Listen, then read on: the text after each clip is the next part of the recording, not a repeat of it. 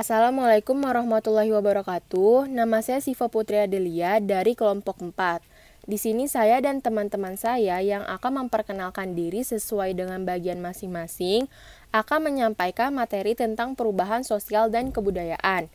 Pertama, saya akan menyampaikan tentang pengertian perubahan sosial dan kebudayaan. Perubahan sosial secara umum. Perubahan sosial adalah perubahan dalam masyarakat yang mempengaruhi sistem sosial, nilai, dan pola perilaku individu di antara kelompok. Perubahan sosial merupakan perubahan yang terjadi pada struktur dan fungsi masyarakat. Perubahan sosial menurut para ahli. Sebenarnya ada banyak, tetapi saya cuma ambil 2 contoh saja. 1. Menurut Selo Sumarjan, perubahan sosial adalah segala perubahan pada lembaga-lembaga kemasyarakatan dalam suatu masyarakat yang mempengaruhi sistem sosialnya, termasuk di dalamnya nilai-nilai, sikap-sikap, dan pola perilaku di antara kelompok masyarakat. Kedua, menurut McIver, perubahan sosial dikatakan sebagai perubahan-perubahan dalam hubungan sosial atau sebagai perubahan terhadap keseimbangan hubungan sosial. Pengertian perubahan kebudayaan. Perubahan kebudayaan adalah perubahan yang terjadi dikarenakan adanya ketidaksesuaian terhadap unsur-unsur budaya. Perubahan kebudayaan biasanya terjadi karena ketidakserasian terhadap fungsi yang ada pada kehidupan. Pengertian perubahan kebudayaan menurut para ahli. 1. Menurut Julian Stewart, kebudayaan bisa diubah oleh lingkungan dan lingkungan bisa diubah oleh kebudayaan. 2. Menurut Selo Sumadjan, perubahan budaya merupakan proses yang mencakup perubahan pada lembaga-lembaga kemasyarakatan. Proses perubahan tersebut mempengaruhi sistem sosial di dalamnya, seperti nilai, norma, dan sikap atau perilaku di antara kelompok masyarakat. Sekian dari saya, Siva Putri Adelia. Materi ini akan dilanjutkan oleh Kailia Saidina. Hai semua, perkenalkan nama saya Kailia Saidina Islam. Dan di sini saya akan menjelaskan mengenai teori perubahan sosial. Teori yang pertama adalah teori evolusi. Teori ini dikemukakan oleh Bapak Sosiologi Dunia bernama Auguste Comte. Di sini terdapat foto beliau. Nah, Auguste Comte membagi tahapan evolusi manusia menjadi 3 tahap. Tahap pertama adalah tahap teologis. Tahap ini adalah tahap di mana pengetahuan didominasi oleh kaum agamawan. Pada saat itu, manusia belum mengenal adanya ilmu pengetahuan, sehingga mereka mempercayai hal-hal mistis ataupun mitos, ataupun perkataan-perkataan lainnya yang mereka percayai atau mereka anut pada zaman itu. Nah, tahap kedua adalah tahap metafisika. Pada tahap ini, manusia mulai mencari pengertian dan penerangan dengan membuat abstraksi-abstraksi dan konsep metafisik. Nah, pada tahap metafisika ini sebenarnya sudah ada ilmu pengetahuan. Namun, manusia belum sepenuhnya lepas dari kepercayaan-kepercayaan atau mitos-mitos yang mereka anut pada tahap teologis. Nah, tahap yang ketiga bisa disebut sebagai tahap pemikiran atau tahap zaman modern seperti sekarang ini, itu adalah tahap positivisme. Pada tahap ini, segala gejala alam diterangkan oleh akal budi berdasarkan hukum-hukumnya yang dapat ditinjau. Jadi, pemikiran manusia sudah mengikuti perkembangan ilmu pengetahuan dan juga sudah melepaskan hubungan-hubungannya dengan mitos-mitos tertentu. Selanjutnya, teori yang kedua adalah teori siklus. Teori ini dikemukakan oleh Ibnu Khaldun. Nah, beliau berpendapat bahwa suatu perubahan itu terjadi secara berulang-ulang dari satu generasi ke generasi lainnya. Nah, di sini juga terdapat diagramnya, jadi dari generasi pertama ke generasi kedua, lalu ke generasi ketiga, dan ke generasi pertama lagi, seperti itu, terus-menerus. Jadi, apa yang sudah terjadi di generasi pertama atau tahap pertama, itu akan terjadi lagi di tahap-tahap selanjutnya. Seperti misalnya model gaya rambut atau model gaya berpakaian yang dulu pernah ngetren dan sekarang udah nggak ngetren lagi dan tiba-tiba ngetren lagi, seperti itu. Selanjutnya, yang ketiga atau yang terakhir adalah teori konflik. Di sini ada dua tokoh yang mengemukakan teori konflik. Tokoh pertama adalah Karl Marx. Beliau berpendapat bahwa perubahan itu terjadi karena ada pertentangan antara kaum borjuis dan proletar. Dalam hal ini ada pertentangan antara kaum pemilik modal dan kaum yang pekerjanya. Jadi karena adanya konflik tersebut, maka terjadilah perubahan sosial seperti itu. Tokoh selanjutnya ini adalah Ralph Dahrendorf. Beliau berpendapat bahwa tiap masyarakat itu mengalami perubahan. Tiap masyarakat itu memperlihatkan perbantahan dan konflik, serta tiap masyarakat menyumbang kepada disintegrasi. Nah, kalau kita lihat dari ketiga ini, sebenarnya ini saling berhubungan. Jadi, karena manusia mengalami perubahan, seperti perubahan kepentingan, perubahan tujuan, dan lain-lain, mereka mulai ada yang namanya konflik dengan masyarakat karena perbedaan-perbedaan tersebut. Nah, karena konflik tersebut, akhirnya berakhirlah ke disintegrasi. Nah, sekian dari teori konflik ini. Terima kasih. Assalamualaikum warahmatullahi wabarakatuh. Perkenalkan, nama saya Rafa Maharani Kusumani Sarono dari kelas 12 S3. Di sini saya akan melanjutkan materi yang telah disampaikan oleh Keelia.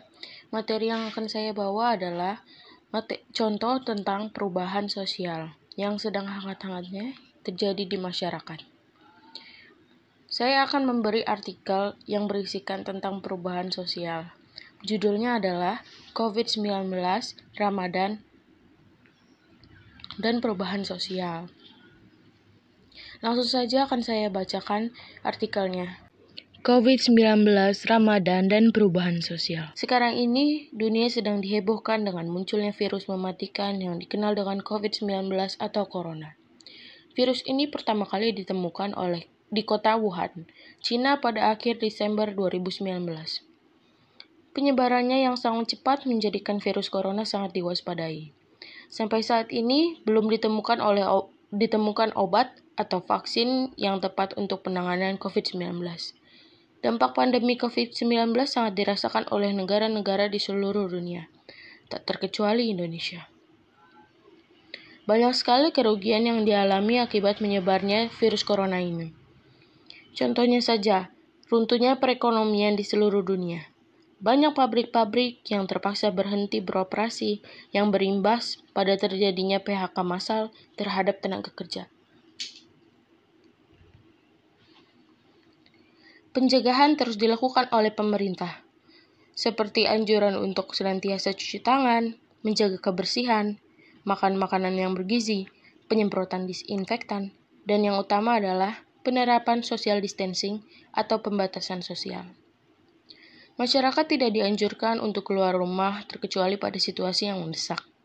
Tidak boleh ada kegiatan berkumpul bersama karena hal itu sangat beresiko seseorang terpapar virus corona. Hampir segala kegiatan yang mengharuskan kumpul bersama digantikan dengan cara online, termasuk kegiatan belajar dan mengajar. Meski begitu, terdapat sisi negatif dari penerapan social distancing tersebut, yaitu penurunan ekonomi sosial. Banyak masyarakat Indonesia yang sebelum adanya pandemi virus corona kesusahan untuk makan setiap harinya, apalagi dengan munculnya pandemi virus corona. Ramadan tahun ini memang terasa sangat berbeda dari tahun-tahun kemarin. Perubahan signifikan yang terjadi akibat pandemi corona sangat nyata dan tidak dapat dihindari. Ramadan yang merupakan bulan suci identik dengan keramaian, kebersamaan, kemeriahan. Hal ini tampak tidak dirasakan oleh masyarakat. Virus corona mengharuskan seseorang untuk tetap stay di rumah saja.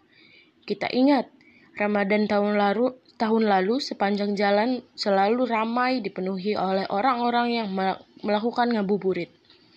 Juga tidak lupa kebiasaan masyarakat untuk mengadakan buka bersama. Sekarang, banyak orang yang memilih diam di rumah karena takut terpapar virus corona. Masjid-masjid pun terkena imbasnya, menjadi sepi. Bahkan ada masjid yang terpaksa harus ditutup. Sehingga kegiatan ibadah tarawih dianjurkan untuk dilakukan di rumah masing-masing.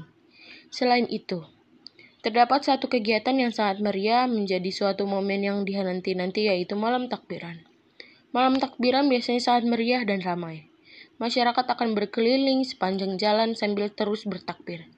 Bulan Ramadan dirasa kurang lengkap tanpa adanya malam takbiran. Namun, tahun ini mungkin saja malam takbiran tidak begitu meriah. Semakin hari banyak sekali masyarakat yang terpapar virus corona. Akses jalan banyak sekali yang ditutup. Pemerintah sudah menggalakkan larangan untuk melakukan mudik. Sepertinya, hari raya tahun ini akan menjadi tahun yang paling sepi daripada tahun-tahun yang lalu. Tidak ada kumpul bersama keluarga besar.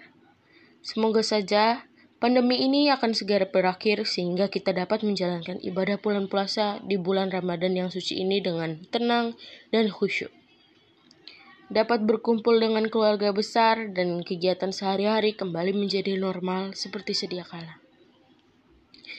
Sekian presentasi dari saya. Selanjutnya akan dilanjutkan oleh Nabila Shirin. Wassalamualaikum warahmatullahi wabarakatuh. Assalamualaikum warahmatullahi wabarakatuh. Nama saya Nabila Shirin. Saya akan mempresentasikan bagian dari contoh perubahan kebudayaan. Perubahan kebudayaan adalah sebuah perubahan dalam proses tata sosial dalam masyarakat. Saya akan menampilkan contoh perubahan kebudayaan dalam bentuk video.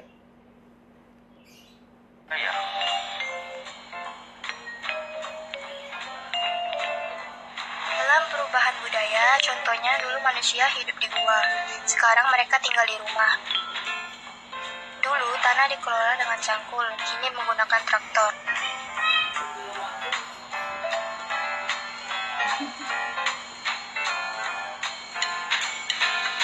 Pabrik menggunakan peralatan sederhana, di zaman modern menggunakan mesin, komputer, dan robot.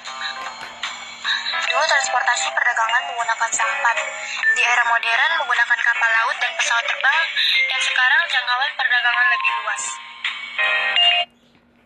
Dari video tersebut dapat disimpulkan bahwa perubahan kebudayaan dapat dilihat dari bidang teknologi, di mana pada zaman dahulu semuanya masih dilakukan secara manual, sedangkan pada saat ini dilakukan dalam teknologi yang berbeda dari zaman dahulu. Halo, perkenalkan nama saya Taujia Harari dari kelas 12 IPS 3. Di sini saya akan melanjutkan kembali penjelasan dari teman-teman saya sebelumnya sekaligus menjadi penjelasan terakhir atau penjelasan penutup dari kelompok kami. Di sini saya akan menjelaskan tentang materi hubungan antara perubahan sosial dan perubahan kebudayaan. Sebelumnya, saya akan menjelaskan terlebih dahulu nih, mengulas kembali tentang pengertian dari perubahan-perubahan itu sendiri. Langsung aja, kita langsung ke perubahan sosial ya. Perubahan sosial ini adalah perubahan dalam masyarakat yang mempengaruhi sistem sosial, nilai, sikap, dan pola perilaku individu di antara kelompok. Nah, selanjutnya ada perubahan kebudayaan, ialah perubahan yang terjadi pada nilai dan juga norma yang berlaku di masyarakat.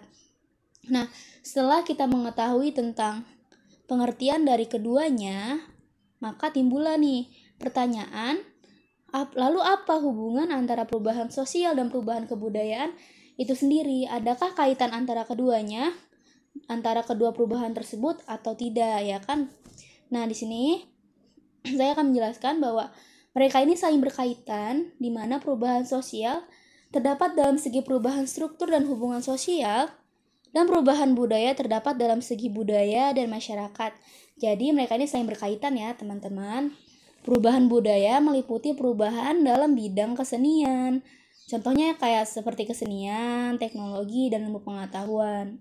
Nah, perubahan budaya juga tidak dapat dipisahkan dari kehidupan masyarakat sehari-hari, saking melekati dengan masyarakat nih teman-teman. Nah, perubahan sosial merupakan bagian dari perubahan budaya.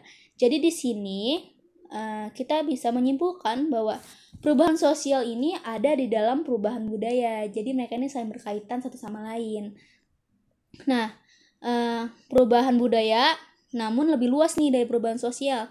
Jadi cangkupannya itu lebih luas. Namun, perubahan budaya tidak mempengaruhi sistem sosial. Kenapa? Misal, saya memberikan contoh, jadi pada perubahan kebudayaan itu misalkan perubahan model pakaian dan perubahan pada tarian-tarian yang tidak akan mengubah sistem sosial itu sendiri. Jadi sudah jelas ya di sini bahwa perubahan kebudayaan ini nggak mempengaruhi sistem sosial. Jadi inti dari materinya kita akan mendapatkan beberapa poin. Yang pertama, mereka saling berkaitan. Yang kedua, perubahan sosial merupakan dari perubahan kebudayaan. Yang ketiga, perubahan budaya tidak akan mempengaruhi sistem sosial.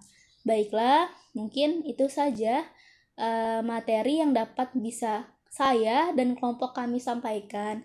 Mohon maaf apabila ada salah kata atau kekurangan, karena sesungguhnya manusia tidak pernah luput dari kesalahan.